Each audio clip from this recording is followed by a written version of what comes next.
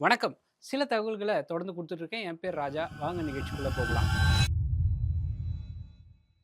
சென்னை ஒரு கிரிக்கெட்ட நேசிக்கிற ஒரு இடங்கள்ல உலகம் ஃபுல்லா இருக்கிற கிரிக்கெட் நேசிக்கிறவோட ஒரு இடங்கள்ல சென்னைக்கு ஒரு முக்கிய பங்கு இருக்கு. அப்படி கிரிக்கெட் நேசிக்கிறவங்க தோனிக்கு ஒரு பெரிய ஃபேன்ஸ் இங்க இருக்காங்க அப்படிங்கிறதுல எந்த மாற்று கருத்துமே இல்ல. இந்த கிரிக்கெட்டுக்கும், தோனிக்கும், சிஎஸ்கேக்கும் இப்ப என்ன நடந்துகிட்டு இருக்கு? இது சம்மந்தமான தகவல் இப்ப ரொம்ப ட்ரெண்டிங்கா போகுது அப்படிங்கிறதுனால, அந்த தகவல முதல்ல உங்ககிட்ட சொல்றேன். வாங்க அது என்ன அப்படின்னு பார்க்கலாம். சிஎஸ்கேனா எம்எஸ்டி அப்படின்ற ஒரு வெறித்தனமான ரசிகர்கள் இங்க பெரிய ரசிகர்கள் கூட்டமே இருக்கு. அப்படி அவங்களுக்கு ஒரு அதிர்ச்சிகரமான ஒரு தகவல். இது எல்லாமே தகவல் தான். இன்னும் அதிகாரப்பூர்வமா எந்த விதமான கன்ஃபர்மேஷனும் கிடைக்கல. பட் உள்ளுக்குள்ளார நடக்கிறதா ஒரு சில தகவல்கள் வெளியாயிருக்கு. அது என்ன அப்படிங்கிறத மட்டும் உங்க பார்வைக்கு வச்சிடுறேன்.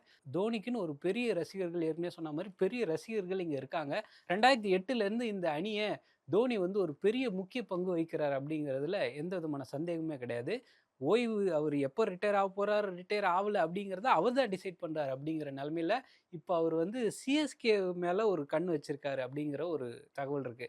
அவரு அடுத்த சீசன்ல விளையாடுறாரா? இல்லையா? அப்படிங்கிறது 2ஆம் பட்சம். இருந்தாலுமே அவர் ஓய்வு நெருங்குற இந்த டைம்ல சிஎஸ்கேவ விட்டுறக்கூடாது. தோனி வந்து இப்ப இருக்கிற சிஎஸ்கேவோட அந்த ஒட்டுமொத்த நிர்வாகத்திலயுமே எனக்கு ஒரு 25% எனக்கு குடுத்துருங்க அப்படிங்கிற மாரி ஒரு கேள்வியா சிஎஸ்கே நிர்வாகத்துக்கிட்ட பேச்சுவார்த்தை நடத்துறதா ஒரு தகவல் இருக்கு. அதாவது அந்த சிஎஸ்கேவோட ஷேர்ஸ 25% தோனி கேட்கிறதாவும், சிஎஸ்கே வந்து அதுக்கு இல்ல, இல்ல முடியாது. 3% வேணுனா ஓகே அப்படிங்கிற மாரி முதல் கட்டமா சொல்லியிருக்கிறதா ஒரு தகவல் இருக்கு. அதுக்கப்புறம் தோனி வந்து ஒரு பேரம் பேசுற டோன்ல தான் 2 தரப்பும் பேசியிருக்கிறதா சொல்றாங்க. அதுல தோனி வந்து அட்லீஸ்ட் ஒரு 20% ஆச்சும் எங்களுக்கு குடுங்க அப்படிங்கிற மாரி கேட்டதாவும், இல்ல அதுக்கும் முடியாது. 4% வேணா தரேன் அப்படிங்கிற மாரி சிஎஸ்கே நிர்வாகம் சொன்னதா சொல்லப்படுது. கடைசியா தோனி வந்து இந்த சிஎஸ்கே டீம்ம விட்டுறக்கூடாது அப்படிங்கிறதுல தெளிவா இருக்காரு. அதுல 18% அவங்க தோனி தரப்புலேருந்து கேட்டிருக்கிறதாவும், சிஎஸ்கே தரப்புலேருந்து இதுக்கு 5லேருந்து 5.5% வேணா குடுக்குறதுக்கு நாங்க ஃபைனலா தயாரா இருக்கோம் அப்படிங்கிற மாதிரியான ஒரு இன்சைட் இன்ஃபர்மேஷன் இருக்கு. சமூக வலைதளங்கள் மட்டும் இல்லாம ஒரு கிரிக்கெட்ட க்ளோஸா வாட்ச் பண்ற அந்த இன்சைட் இன்ஃபர்மேஷன தெரிஞ்சவங்களும் இத வந்து உறுதிப்படுத்துறாங்க அப்படிங்கிற மாதிரியான ஒரு தகவல்கள் இருக்கு. தோனிக்கும், சிஎஸ்கேக்கும் நடுவுல ஏதோ பெரிய சண்டை அப்படிங்கிற மாதிரியான ஒரு ஆங்கிள்ல தகவல்கள் வெளியாயிருக்கு. ஆனா இதுவரைக்கும் அதுக்கு எந்த விதமான அதிகாரப்பூர்வமான அறிவிப்பும் 2 பேர் தரப்புலயும் இல்ல அப்படிங்கிறதையும் உங்க முன்னாடி சொல்லிடுறேன். போன வருஷம் நடந்த மெகா ஆக்ஷன்ல தோனி வந்து விளையாடுறேன் அப்படின்னு சொல்லி ஒத்துக்கிட்டாரு. அதுல ரூ. 4,00,00,000 வரைக்கும் தோனிக்கு ரீட்டெயின்மென்ட் சம்பளமா கொடுக்கப்பட்டது. ஸோ இப்போதைக்கு தோனி சம்பந்தமான செய்தி இப்போதைக்கு ட்ரெண்டிங்கா இருக்கு அப்படிங்கிறதுனால இந்த தகவல முதல்ல சொல்லியிருக்கேன். இதுக்கு அடுத்தபடியா இப்போ உலகமே வந்து இப்போ வழக்கத்துக்கு மாறா ஒரு பெரிய மழை அப்படி இல்லன்னா அதே சமயத்துல பெரிய வெயில், வறட்சி இந்த மாதிரியான சூழ்நிலை போய்க்கிட்டு இருக்கும்போது, விஞ்ஞானிகளுக்கு ஒரு அதிர்ச்சிகரமான ஒரு தகவல் கிடைச்சிருக்கு. அதாவது இந்த வருஷத்துல கடலோட மேல் பரப்பு வந்து ரொம்ப வெப்பமா இருக்கு. இது வந்து 1,400,000 வருஷத்துக்கு முன்னாடி இப்படி ஒரு சூழ்நிலை இருந்ததா, ஒரு ஆராய்ச்சியாளர் கண்டுபிடிச்சு சொல்லியிருக்காரு. அவர் பேர் என்ன அப்படின்னா, ரியான் காட்ஸ் அப்படிங்கிறது தான் அவரோட பேரு. அவரு வந்து என்ன சொல்றாருன்னா, இதுக்கு முன்னாடி 1,400,000 வருஷத்துக்கு முன்னாடி இப்படி ஒரு சம்பவம் இருந்தது. கடலோட வெப்பம் வந்து ஒரு 20லேருந்து 21 டிகிரி வரைக்கும் இருக்கிறதா, அ அந்த பழைய காலத்து தரவுகள் இருக்கு அப்படிங்கிற மாதிரியும் அவர் சொல்லியிருக்காரு.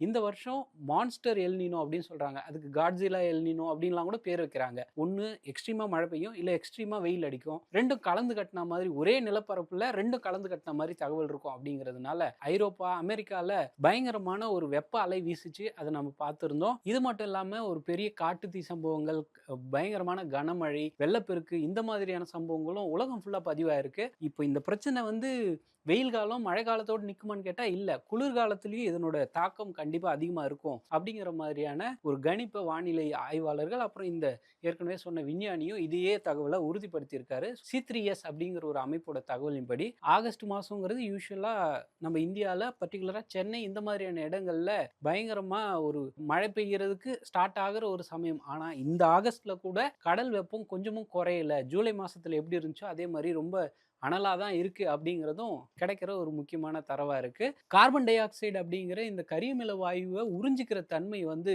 கடல்ல கொஞ்சம் கொஞ்சமா குறைஞ்சுகிட்டே போகுது அப்படிங்கிறதும் அந்த ஆய்வாளர்கள் எச்சரிக்கிற இன்னொரு முக்கியமான விஷயம். 1990 ஒப்பிடும்போது மெரைன் ஹீட் வேவ் அப்படிங்கிற ஒரு கான்செப்ட் சொல்றாங்க. மெரைன் ஹீட் வேவ்னா இந்த டெல்லியில இவ்ளோ வெயில் பதிவாச்சு, அதே மாதிரி சென்னையில இவ்ளோ வெயில் பதிவாச்சு அப்படின்னு சொல்றோமோ, அதே மாதிரி மெரைன் ஹீட் வேவ் அப்படிங்கிற ஒரு கான்செப்ட் இருக்கு. அந்த மெரைன் ஹீட் வேவ்ல கடல் பரப்புல முன்னாடி எவ்வளோ வெப்பம் இருந்துச்சு, இப்போ எவ்வளோ இருக்குது அப்படின்னு பதிவாகும்போது 1990 கம்பேர் பண்ணும்போது இப்போ வந்து அது வந்து 3 மடங்கு அதிகமா இருக்கு. ரொம்ப எக்ஸ்ட்ரீம் வெயிலா இருக்கு. கடல் பரப்பிலே ரொம்ப எக்ஸ்ட்ரீம் வெயிலா இருக்கு அப்படிங்கிறதும் அந்த ஆய்வாளர்கள் சொல்ற இன்னொரு அதிர்ச்சிகரமான தகவல். உண்மையிலேயே இதில விஞ்ஞானிகள் ஒரு மாதிரி ஷாக்டா தான் இருக்காங்க அப்படிங்கிறது தான் உலகம் ஃபுல்லா இருக்கிற டேட்டாவா இருக்கு. 2 தகவல்கள் பார்த்தோம். அடுத்ததா வந்து ஐரோப்பால இப்பலாம் அந்த மியூசியம்ல இருக்கிற ரொம்ப அரிதான பொருட்கள திருடிட்டு போற இந்த சம்பவங்கள் ரொம்பவே அதிகரிச்சுட்டு வருது. அது சம்மந்தமா யூரோப்பியன் போலீஸ் வந்து யூரோபோல் அப்படின்னு சொல்லுவாங்க. அந்த யூரோபோல் என்ன சொல்றாங்க அப்படின்னா, இதுக்கு ஒரு புது காரணத்த கண்டுபிடிச்சிருக்காங்க. இது யாரெல்லாம் பண்றாங்க அப்படிங்கிற ஒரு டேட்டா அவங்களுக்கு கிடைச்சிருக்கிறதா சொல்றாங்க. ஏற்கனவே பழைய குற்றவாளிகள் ஒரே மாதிரி ட்ரெடிஷனலா செவத்த உடைச்சு ஆட்டைய போடுறது, இந்த மாதிரியான கும்பலுக்கு பதிலா, இது ஒரு புது விதமான கும்பலா இருக்கு. இவங்க தான் இந்த மாதிரியான திருட்டு சம்பவங்கள்ல ஈடுபடுறாங்க அப்படின்னு சொல்றாங்க. ஏற்கனவே இந்த பழைய குற்றவாளிகள கண்டுபிடிக்கிறதுக்கு பதிலா ஒரு புது கேங்க நாங்க தேடிக்கிட்டு இருக்கோம். அந்த கேங் எப்படி உருவாகுறாங்க அப்படின்னா, இப்போ ஃபார் எக்ஸாம்பிள் இப்போ சாஃப்ட்வேர் ஆஸ் எ சர்வீஸ் அப்படின்னு சொல்லுவாங்க. சாஸ் அப்படின்னு சொல்லுவாங்க. இந்த சாஃப்ட்வேர் ஆஸ் எ சர்வீசஸ்னா இப்போ நம்ம மெட்ராஸ்ல இங்கேருந்து ஒரு ஏதோ ஒரு சாஃப்ட்வேருக்கு ஏதோ ஒரு சப்போர்ட் சிஸ்டம்லாம் நம்ம குடுப்போம். இத வந்து ஒரு சேவையா பண்றோம். அதுக்கு தான் வெளிநாடுகள்லேருந்து நமக்கு காசா குடுக்குறாங்க. இதே போல இந்த வெஹிக்கிள்லாம் பார்த்தீங்கன்னா, அவங்க வந்து பேட்டரிய யூஸ் பண்றோம். பேட்டரிய ஒரு சர்வீஸா யூஸ் பண்றோம். ஆனா, இந்த யூரோபால் சொல்ற ஒரு முக்கியமான விஷயம் என்ன அப்படின்னா, இந்த புது கேங் வந்து இந்த கிரைமையே ஒரு சர்வீஸா பண்றாங்க. சிஐஏஎஸ் அப்படிங்கிற ஒரு அமைப்பாவே இவங்க செயல்படுறாங்க. கிரைம் அஸ் எ சர்வீஸாவே பண்றாங்க. சோசியல் மீடியால தான் ஒருத்தருக்கு ஒருத்தர் கம்யூனிகேட் பண்ணிக்கிறாங்களாம். இந்த இடத்துல நம்ம இந்த பொருள போய் எடுக்க போறோம் அப்படிங்கிற மாதிரி அவங்களே தற்காலிகமா ஒரு தகவல் பரிமாற்றம் பண்ணி இந்த மாதிரியான விஷயங்கள பண்றாங்க அப்படிங்கிற ஒரு தகவல் இருக்கு.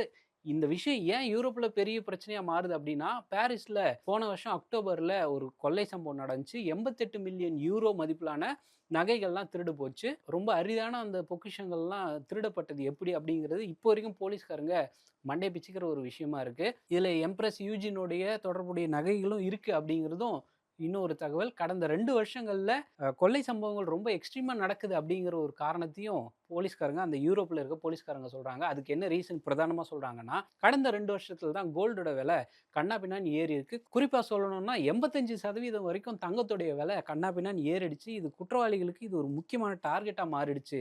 ஸோ இந்த மாதிரியான வித்தியாசமான திருட்டு சம்பவங்கள எப்படி அரங்கேத்துறாங்க? அவங்க கிட்ட இருந்து நீங்க எப்படி உஷாரா இருக்கலாம்? அப்படிங்கிறது கொஞ்சம் பொதுமக்கள் கவனமா இருங்க. இந்த மாதிரியான திருட்டு கும்பல் வந்து உங்கள யாரையாவது அப்ரோச் பண்றாங்கன்னா கொஞ்சம் கவனமா இருங்க அப்படிங்கிற மாதிரியும் அந்த யூரோபோல் தரப்புலருந்து சொல்றாங்க. தங்கத்த அப்படி கொள்ளையடிக்கிற தங்கத்த இவங்க என்னதான் பண்றாங்க அப்படின்னு செக் பண்ணும்போது, தங்கத்த உருக்கிட்டும் அதே மாதிரி விலை மதிப்பு இல்லாத அந்த கற்கள கள்ளச்சந்தையில வித்துட்டு, அதுலேருந்து வர காச எடுத்துட்டு எஸ்கேப் ஆயி ஓடிர்றாங்க. இவங்க யாரு? என்ன? அப்படிங்கிறத கண்டுபிடிக்கிறதே ஒரு பெரிய தலைவலியா இருக்கு. ஸோ பொதுமக்கள் கொஞ்சம் எச்சரிக்கையா இருக்கணும். இந்த மாதிரியான கொள்ளை கும்பல் கிட்ட மாட்டிக்கிட்டா, பிரச்சனைகள் ரொம்ப பெருசா இருக்கும் அப்படிங்கிறதும் அந்த யூரோபோல் சொல்ற ஒரு முக்கியமான தகவலா இருக்கு. 3 தகவல்கள் பார்த்தோம். அடுத்ததா கொலம்பியா பல்கலைக்கழகம்னு ஒரு யுனிவர்சிட்டி இருக்கு. இந்த கொலம்பியா பல்கலைக்கழகத்தில இந்த டிப்ரஷன் சம்மந்தமா ஒரு ஆய்வு நடத்தினா எப்படி இருக்கும்? அப்படின்னு சொல்லி அவங்க வந்து ஒரு தனியா ஒரு டீம ஃபார்ம் பண்ணி டிப்ரஷனால மூளையில என்ன மாதிரியான பிரச்சனைகள் நடக்குது? உடம்பு ஃபுல்லா என்ன மாதிரியான பிரச்சனைகள் நடக்குது? அப்படிங்கிறத அவங்க செக் பண்றாங்க. ரொம்ப எக்ஸ்ட்ரீமா ஒரு ஆள் டிப்ரஷன்ல இருக்காங்க அப்படிங்கிறப்போ, அவங்களோட கண்டிஷனுக்கு பேரு மருத்துவ ரீதியா டிப்ரசிவ் டிஸார்டர் அப்படிங்கிற பேர்ல இந்த பேர் வைக்கிறாங்க. மூளையில நியூரான்னு ஒரு விஷயம் இருக்கு. அந்த நியூரான் தான் இப்ப நம்ப ஏதோ ஒரு விஷயத்த யோசிக்கும்போது, ஒரு நியூரானும் இன்னொரு நியூரானும் கனெக்ட் பண்ணி தான் ரசாயன மாற்றம் நடந்து, இப்ப நம்ம யோசிக்கிறத அடுத்ததா என்ன பண்ணணும் அப்படிங்கிறத செயலா மாத்த முடியும். அப்படி அந்த ஹிப்போகேம்பஸ் பகுதியில இருக்கிற புதுசா நியூரான் பத்தியும் இந்த ஆய்வு மேற்கொண்டாங்க. அப்படி ஆய்வு பண்ணும்போது, டிப்ரஷன் அதிகமா இருக்கும்போது நியூரோஜெனிசிஸ் அப்படிங்கிற செயல்முறை கம்ப்ளீட்டா தடைப்படுது. நியூரோஜெனிசிஸ்ங்கிறது ஒரு நியூரானும் இன்னொரு நியூரானும் பேசிக்கிற அதாவது தகவல் பரிமாற்றம் பண்றதே அதுவும் இல்லாம புதுசா ஏதோ ஒரு நியூரான உருவாக்குறதுக்கும் இந்த டிப்ரஷன் ஒரு பெரிய பிரச்சனையா வந்து நிக்குது. ஸோ ரொம்ப எக்ஸ்ட்ரீம் டிப்ரஷன்ல இருந்தா அவங்களுக்கு வந்து இந்த நியூரான் சரியா வேலை செய்ய மாட்டேங்குது. அப்படிங்கிறது தான் ரொம்ப சாதாரண மனுஷங்களுக்கு புரியிற மாதிரியான விஷயமா இருக்கு. போன 21ஆம் தேதி இது சம்மந்தமா நேச்சர் மெடிசின் அப்படிங்கிற ஒரு பத்திரிகையில மருத்துவ பத்திரிகையில இது சம்மந்தமான டீட்டெயில்டான விஷயங்கள் இருக்கு. டிப்ரஷன் ஒரு நோயா இல்லாம மாலிகுலர் மெக்கானிசமா இருக்கலாம் அப்படிங்கிற இந்த ஆய்வும் சொல்லுது. இந்த ஆய்வு உண்மையிலேயே மருத்துவ உலகத்துல ஒரு பெரிய மாற்றத்தை ஏற்படுத்துது அப்படிங்கிறது தான் இப்போ உலகம் ஃபுல்லா பேசிட்டு இருக்க ஒரு முக்கியமான விஷயம். ஸோ இந்த மாதிரியான இன்ட்ரெஸ்டிங்கான தகவல்கள தொடர்ந்து குடுத்துட்டு இருக்கேன். என் பேர் ராஜா. நன்றி. வணக்கம்.